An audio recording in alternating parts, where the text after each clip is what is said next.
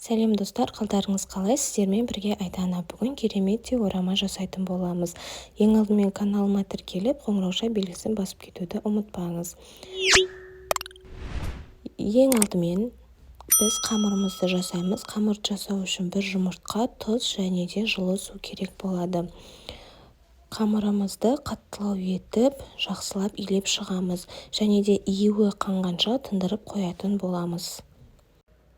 Енді біз орамамыздың салмасын дайындайтын боламыз. Ол үшін бізге картоп, пияз және де фарш керек болады. Достар, мен описание бөліміне қанша көлемде фарш, картоп және де пияз керек екенін жазып кететін боламын.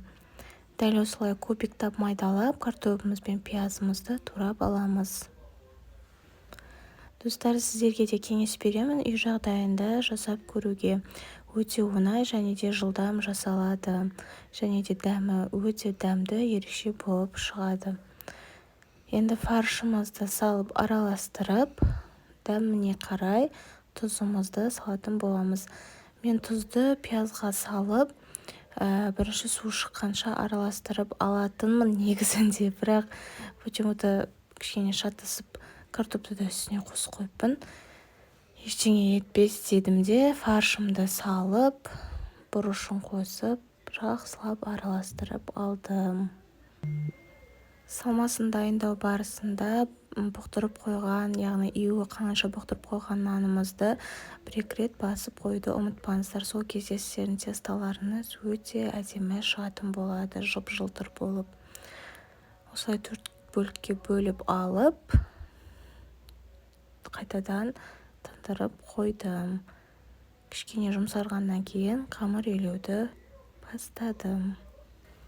Достар, сіздерге жақсы бір кеңес айтайын. Қамыр жаю барысында қамырларыңыздың шеті, ортасы барлығы бірдей қалыңдықта шықсын десеңіздер, кішкене үлкейтіп алғаннан кейін осылай ұн себе отырып бүктеп қамырды жайсаңыздар, барлық жері бірдей болып шығады.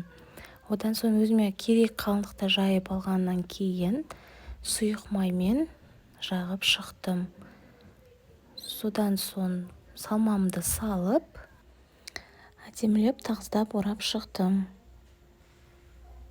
Орама жасау барысында, достар, су құйып, қайнатып қоюға ұмытпаңыздар. Одан соң листымды алып майлап, орамаларымды салып, 45 минутта пісіріп алдым. Дайын болған ораманы турап, әдемілеп табағыма салып алдым. Және де подливасын жасадым, яғни ол үшін сұйық май, пияз және де аз көктерді қосып, сәндеп өз қалауларыңызша подливасын жасауға болады. Міне біздің орамамыз дәл осындай әдемі, өте дәмді болып шықты. Ас болсын.